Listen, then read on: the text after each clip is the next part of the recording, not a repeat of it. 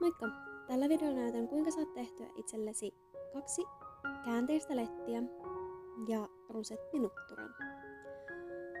Aloita tekemällä keskijakaus ja sen jälkeen jaa molemmat puolet vielä kahtia, jolloin hiuksista jää 4 suunnilleen samankokoista osiota.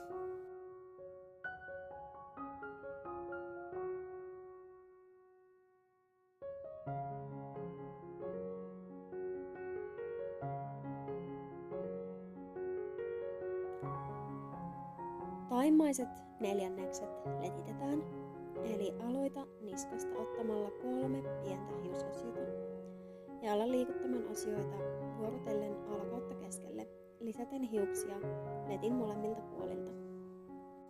Erityisesti letityksen alussa kannattaa olla varovainen, ettei lisää liikaa hiuksia yhdellä kertaa, koska ainakin itselläni tuolla ihan niskan tuntumassa olevat hiukset on selvästi muita hiuksia ohuempia, jolloin ei myöskään pysty lisäämään niin paljon hiuksia yhdellä kertaa.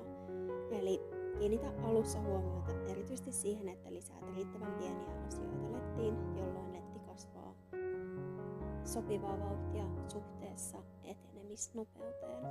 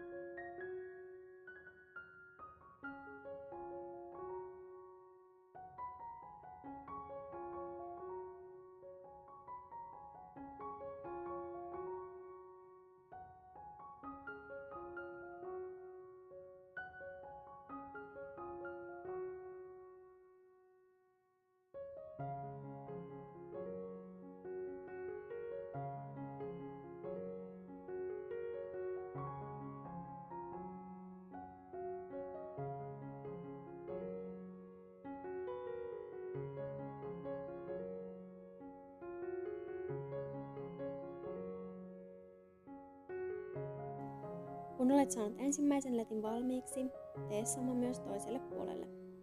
Sitten sen jälkeen kaikki 4 hiusosiota yhdistetään ponnariin pään päälle. Ja seuraavaksi näytänkin, miten rusettinutturan saa tehtyä. Alkuun jätetään pieni osio hiuksia ponnarista sivuun. Ja sen jälkeen kaikki loput hiukset kieputetaan ponnaria käyttäen kasaksi. Teen latvaan tuollaisen lenkin ponnarin ympärille ja sitten pyöritän koko hiusosion ponnarin ympärille. Sen jälkeen jaan tämän hiusosion kahtia, josta tulee rusetin siivet. Ja sen jälkeen käytän ponnarista pois jätettyä osiota luodakseni rusettiin muodon. Kiepauttamalla tätä osiota 2 kertaa hiusten ympäri.